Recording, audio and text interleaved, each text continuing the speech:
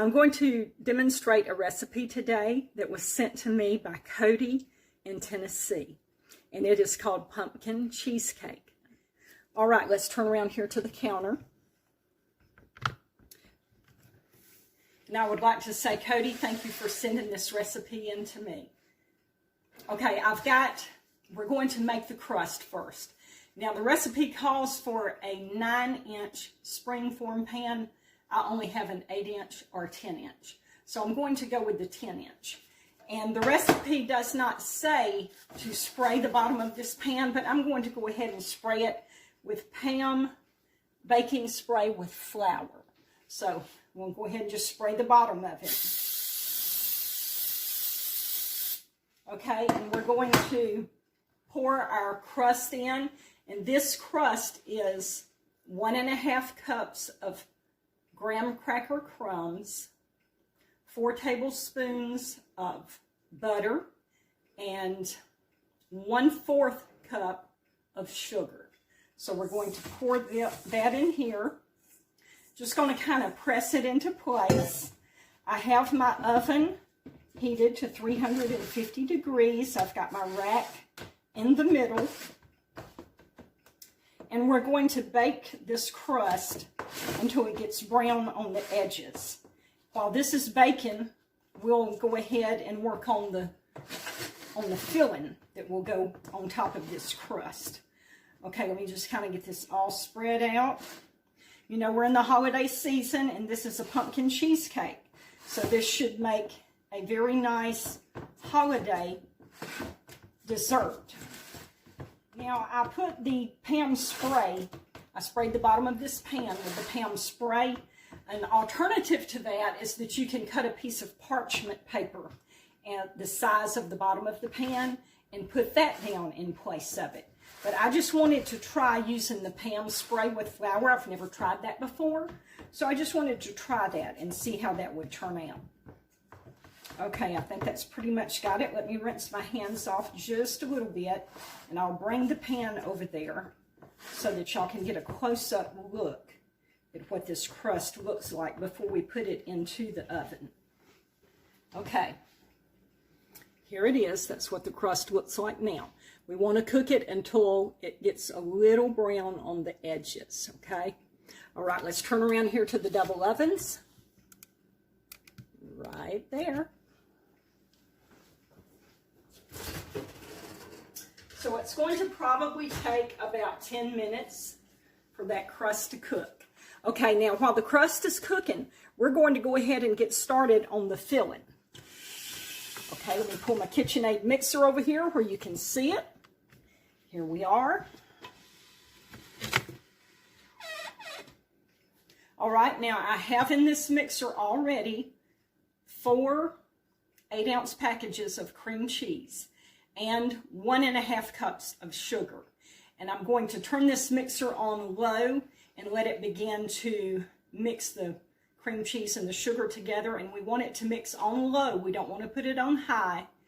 And I've got my paddle in here. See if you can see it. I don't think I can pull it out without making a mess. I've got my paddle in here instead of the whip, because we're not wanting to beat air into this mixture, okay? So that's the reason we've got a paddle in here, and that's the reason I'm going to mix it on low. We don't want to beat air into this like you would a cake. That's not what we're wanting to do with this. So we're going to let that mix. I don't know how long it'll take, 5 or 10 minutes maybe, and then we'll check the crust here in a little bit, and then we'll just move right along with this recipe. Okay, here's our crust. See how it's brown around the edges? It took 7 minutes, and you can hear my mixer going in the background. I'm going to put this crust probably in my freezer and let it cool down, because it needs to be completely cool before we put the filling in it. And the mixture is just going to still be mixing while the crust is cooling down. All right, our crust is cooled and the cream cheese and sugar is mixed well. So let's turn around here. The next thing we want to add is 3 tablespoons of plain flour. So I'm just going to pour that in here. Let that mix up.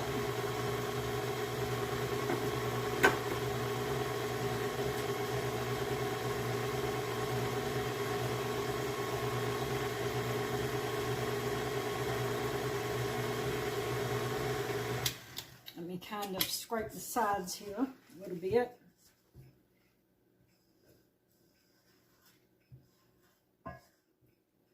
All right, we'll turn it back on. Next, we want to add pumpkin puree, 1 cup of pumpkin puree.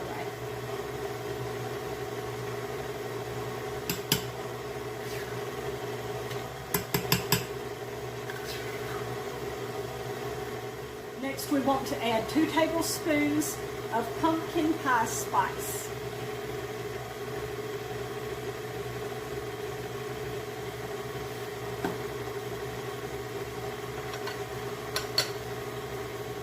Okay, 1/2 teaspoon of salt. Okay, we need to add 1 tablespoon of vanilla extract, pure vanilla extract.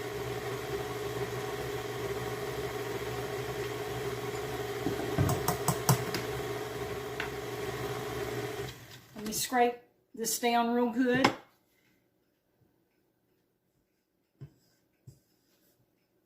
Got them right here in this bowl.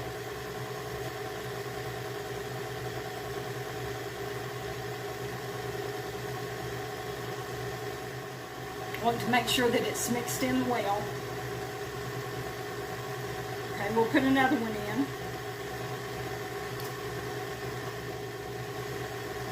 Now, since my pan is not the right size, it's 1 inch too big, we're going to have to do a little math. We're going to have a math class and figure out how to adjust our time for this cheesecake to bake.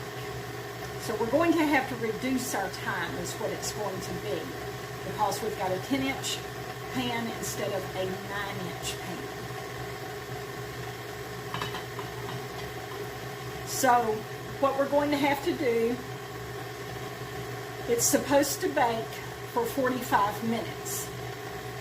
So what I'm going to do is take 45 minutes, divide it by 9, because I have a 9-inch, or I'm supposed to have a 9-inch pan. So 45 divided by 9 is 5. So that means for every inch in that pan, you cook it 5 minutes. So that means that since I have a 10-inch pan, I need to subtract 5 minutes from the time. So instead of cooking it for 45 minutes, I'll cook it for 40 minutes. Okay, here's our last egg going in. We'll just make sure that this is mixed very well, and then we'll be ready to put it in our pan. Now, I have already greased the edges of the pan here. That's what the instructions said do. So I've got it greased. It's ready to go. I have a pan in my oven with water in it. It's on the bottom rack. And then I'm going to slide my cheesecake on the middle rack. And that pan with water in it will help the cheesecake not to crack open. So that's what that's for. Okay, I think this is enough. Let's get this paddle out of here and get this poured into our pan. Okay, let me just give this a good stir.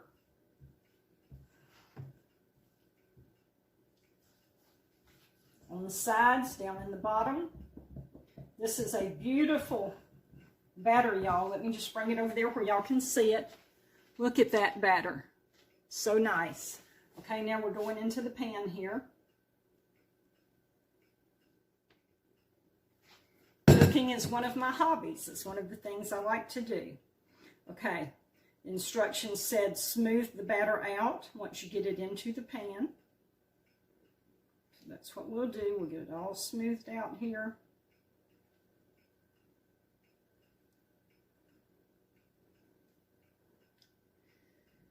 And we are just about ready. we're going to slide her into the oven. Put it in the oven, set my timer for 40 minutes. It's going to cook for 40 minutes. Then I turn the oven off and I don't open the door. I don't open the door for the 40 minutes that it's cooking. I turn the oven off and I let it set 2 more hours in the oven and do not open the door. So that's what we're going to do.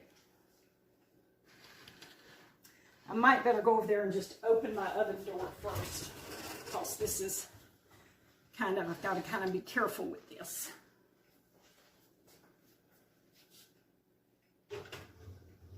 Okay, there we go. I don't know if you can see my pan of water. My pan of water is right down here.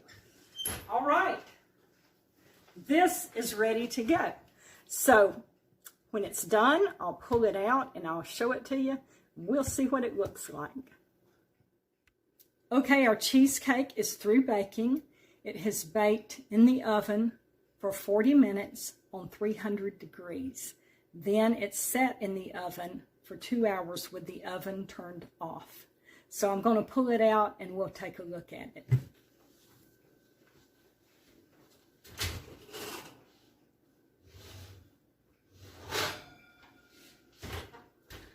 All right, here it is. Look at that. Doesn't that look nice? And there you see there's no cracks in it anywhere, so that water in the pan setting up under our cheesecake pan worked. It kept our cheesecake from cracking. So that is really good.